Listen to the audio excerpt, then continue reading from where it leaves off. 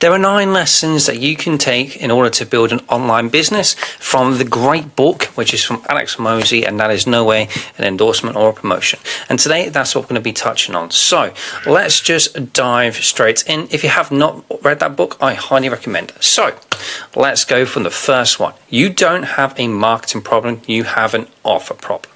Now, offer is absolutely everything, right?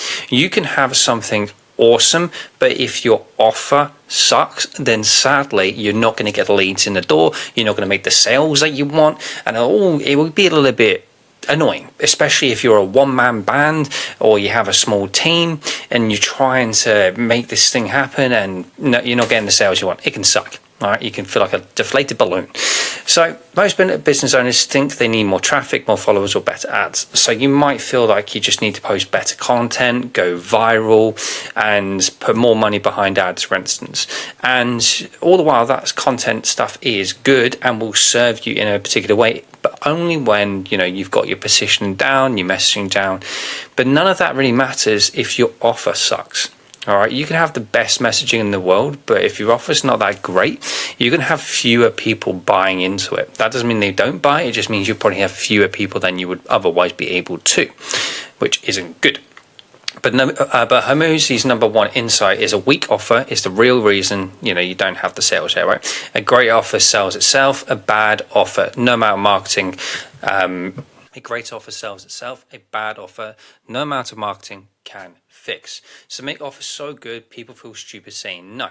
So you might have seen things like scrolling on social media, Facebook ads and things like that, and saw a bundle of, maybe it was a product that you like, perhaps you like toothpaste, whatever, or a toothbrush, and this toothbrush was quite unique in the sense that it wasn't just electric, it was environmental friendly, and you're someone who respects their environment, you're someone who appreciates where materials come from. That is going to appeal to you much more than someone who is just looking for a toothbrush, right? So it's the offer, it's the package, it's everything. And if it's not good, it's not something that people want, you're not going to be able to sell it in the quantity, or at least as much as you are wanting to. So here we go. Lesson 1, sell people who are desperate to buy. All right, Hormozi's hot dog stand analogy, the number one advantage isn't a better product, it's a starving crowd. So what does that mean exactly? Well, it means getting in front of the right people. And depending on what kind of platform you're using, it's going to dictate what kind of social strategy you use when it comes to your marketing. So let's say you take Instagram, you take Facebook, for instance, probably 2 of the most common. You're going to try and get in front of the right people by using messaging. All right, and messaging just comes down to copy, right?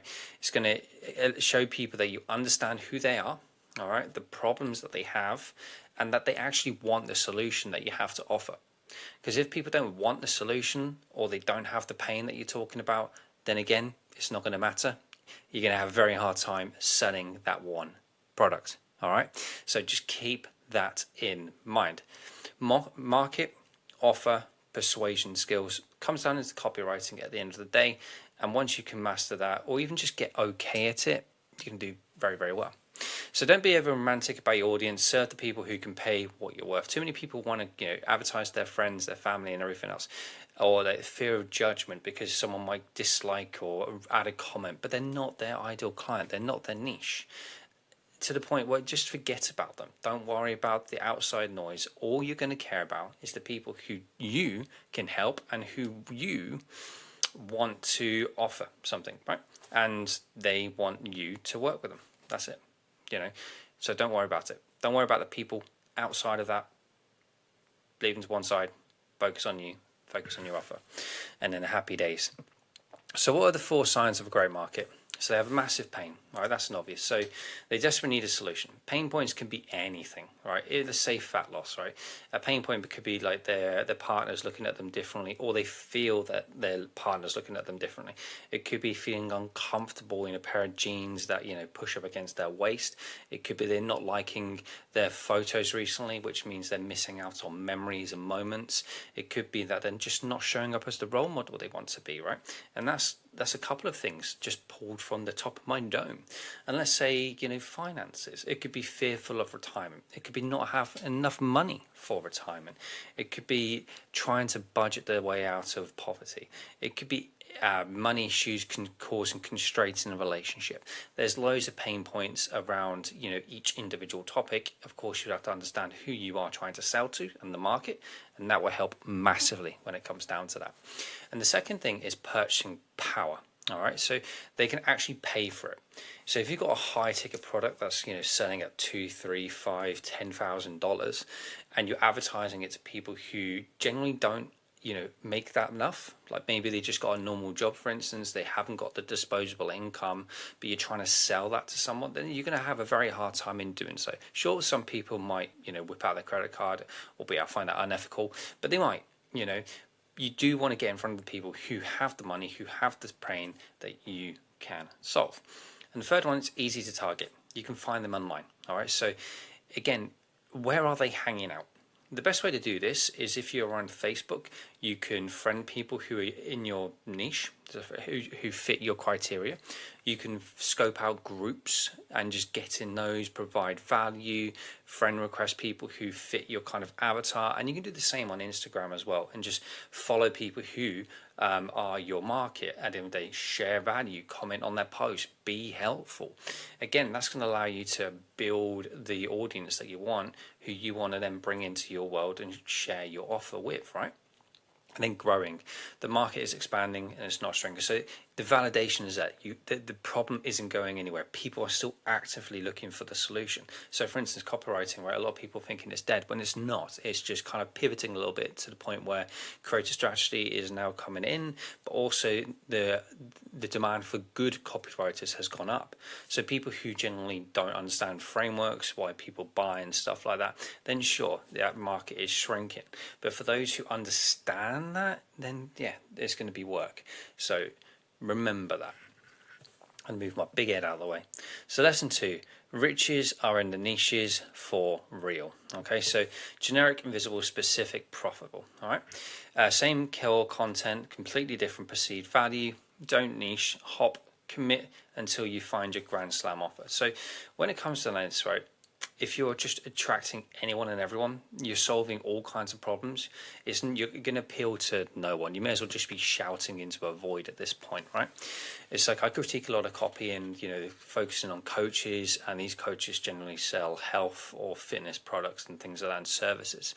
And one thing I'm often picking out is the fact they're too generalized. They're talking about men and women with the same issue, but the same problem, but they're two different sets of people, they're two different sexes, and it's like they have different issues going on, both how they think, but also how they show up and act day to day. So you can't be generalist there, you can't be universal. All right. If you are focusing on high-performing men, for instance, who the hell are high-performing men?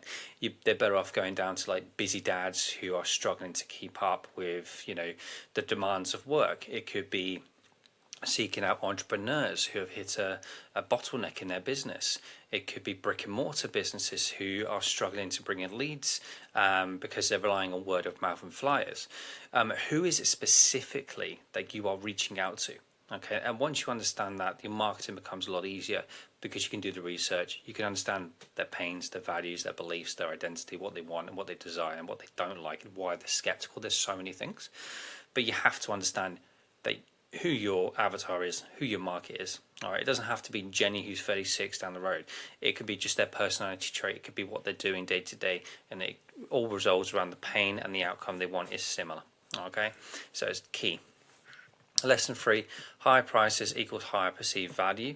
So this is an interesting one, and it all comes down to psychology. So, as humans, we have two. We have lever 1, or system 1 rather, which is very fast, it's emotional, it's not rational at all, and we just kind of buy on that emotion, right? And I think it's around 93% of our decisions are made that way. And then you got system 2, which is more complex. All right, so this is our logical brain. It's what we're thinking. We're saying, okay, hang on a minute, this sounds good, but let me just check the details a little bit more. All right, so it's more rational, it's reasonable, but generally speaking, the emotion outrides the logic. But if you can do both, happy days. Lowering your price is a race to the bottom and you'll lose.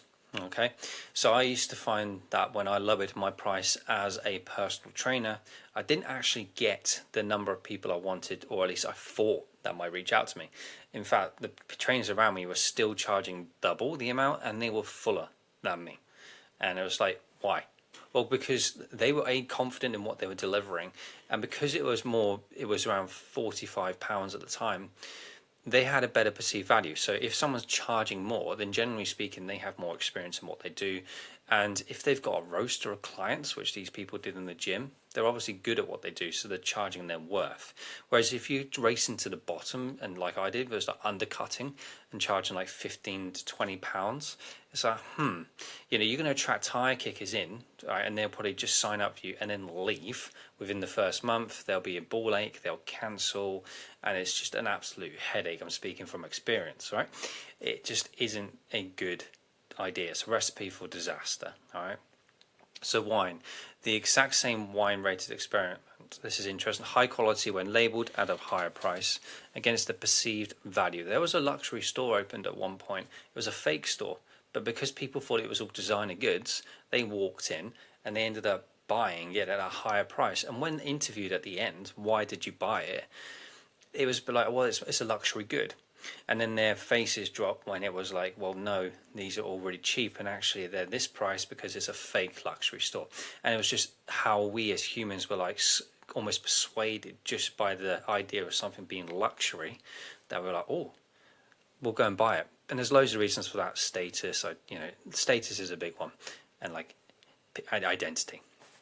So those who pay the most attention. Higher paying clients get better results in general because there's more skin in the game. There's more commitment to what the outcome is, what the product is, and the offer. Whereas if someone's just paid peanuts for something, then yeah, as I mentioned in my PT experience, they will be an absolute ball ache to work with, at least 99% of the time.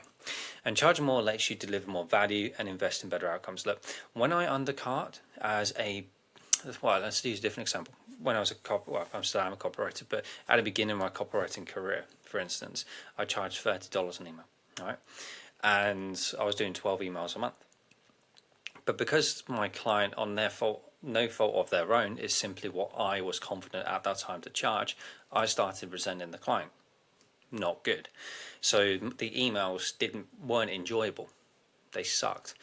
Even though I delivered the goods, I just wasn't enjoying it because I charged so little, and I saw what other people were charging around me, that I became resenting a client. So you can deliver more value when you know that you are being paid what you're worth, because you've got the time there paid for, as opposed to knowing that you've undercut yourself. You now resent your decision and you resent the client for doing so. Not a good place to be. And lesson 4, the part formula that determines what people will pay. Okay, so this you can pretty much put in, say, your headlines as well. So let me just minimize my face for a bit. So headlines on like a sales page, on a landing page, you can use this formula. So the value is the dream outcome. Okay, so make the results sound amazing. What is it they want to achieve at the end of maybe taking the product or doing your service? What is the end outcome? Can you make it visual? The likelihood of success going up. All right, so you need proof, you need testimonials, you need guarantees. That's going to be your system 2 brain, which is your logical brain. It needs to find proof and credibility that what you're about to buy is the right thing. And then time delay. How long is it going to take me to achieve the result? So how fast do they get the result? If it's like, I think Alex used a fantastic example of, I think it was liposuction at the time, whereas like you could pay for liposuction or whatever it might be, and you'd lose weight the same day. Whereas, you can commit to a 90-day program and, you have that suffering in between. It takes longer to do. There's no guarantee that you might get the result. And even though it costs less, the payoff is you may or may not get the result. Whereas this is a high value thing. It costs more money, but it reduces time delay, increases the likelihood of success, it increases the dream outcome, and it reduces the amount of effort and sacrifice. It makes it a more appealing product, right? And if you can do that for what it is that you're offering, whether it's something for your client or your own thing, then happy days. It's going to sound like an absolute no-brainer offer. So remember those 4 things: dream outcome, likelihood of success, time delay, and effort and sacrifice. Make it easy as possible, and happy days, you're onto a winning product. So look, most beginners focus on the top half, big claims. The pros win by crushing the bottom half, making things faster and easier. So yeah, just remember that.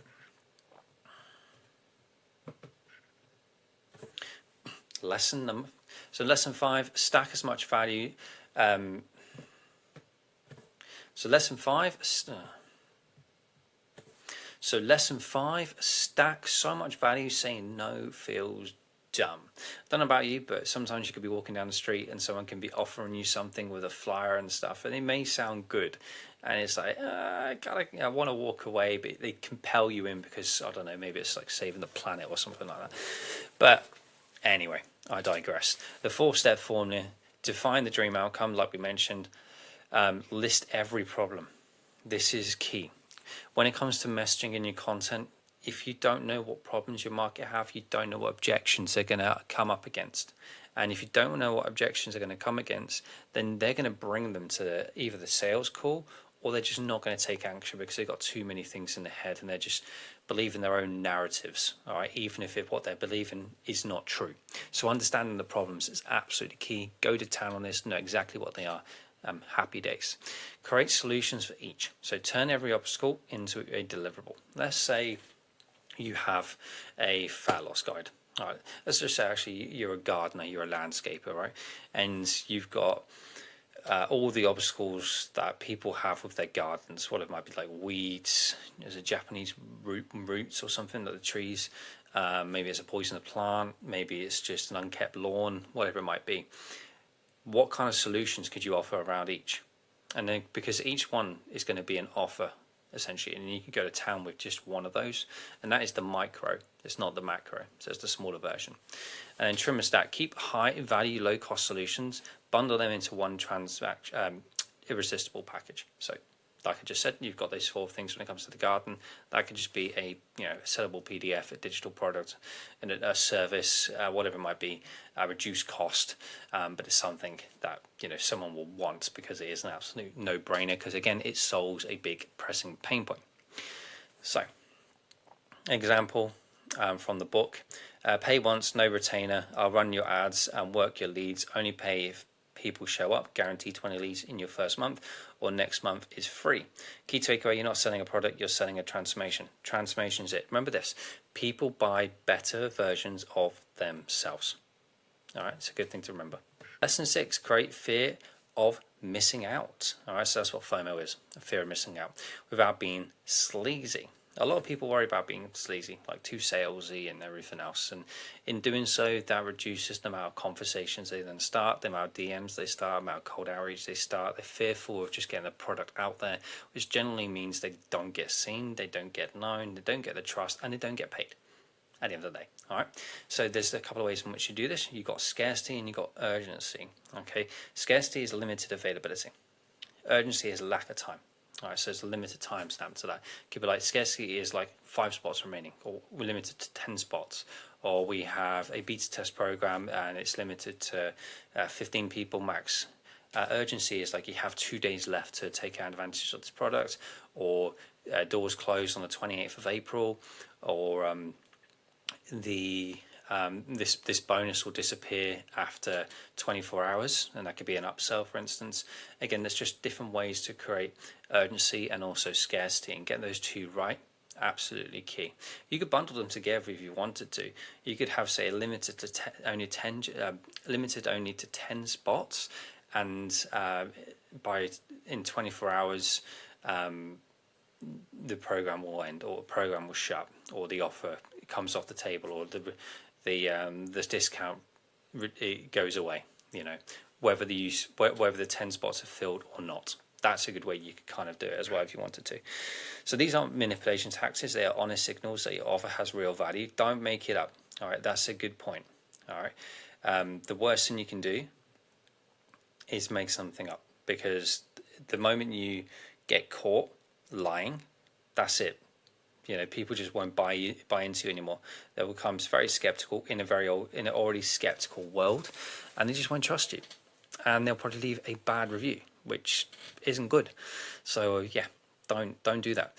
So Hormozi's tip: if you have no natural scarcity, create it through cohort-based launches or bonus cut-off dates. Okay, so just bear that in mind. And lesson 7: never discount, add bonuses instead. So think about Black Friday. When Black Friday is around, generally speaking, people used to cut their program in half. The end result, people who bought the coaching program or product generally get quite pissed because they paid full price for something. I saw someone who bought a nutrition course. I think it was like £2,000 or something. And then that was a week before Black Friday. Black Friday comes and it's reduced to half. And it's like, this lady, quite rightly so, reached out to the person on a comment about, hey, I've just paid £2,000 for this, and now you've reduced it 1,000, and it's like they're trying to convince them, oh, you got in before everyone else. It was only a week, so you can run the risk of pissing people off. All right, so don't do that. When it comes to Black Friday, don't reduce the products or the service. Just add a bonus instead, so you can still make money, but you don't lose your stuff on the front end. You don't piss people off. You build your tribe. You build a good following. And happy days. All right, so discounting destroys perceived value and trains people to wait. Bonuses add value without cutting your prices, which is an absolute key one. Each bonus should solve a buyer's real obstacle, so don't just think of things that aren't going to be of help. Think of something that would generally be useful. Name bonuses like products, give titles and values. All right. A single offer is less valuable than the same offer broken into its components, parts, and stacked as bonuses. So remember that if you got an offer, break it down into pieces, add additional stuff to it. Record free live trainings, whatever it might be. Anything that's going to be a more perceived value, solves a problem, you're good. All right. So an example: instead of this, offering £100 off your core product, lowest perceived value, cuts into profit, and also at risk annoying people who've just bought the product at the full price as well. Do this instead. Keep the full price, but add these bonuses. Fast track checklist, 30 minutes radical, boom. It could also be, if you're selling something like coaching, it could be like an additional nutrition webinar, or a cook with me live training, or a free workout guide or something.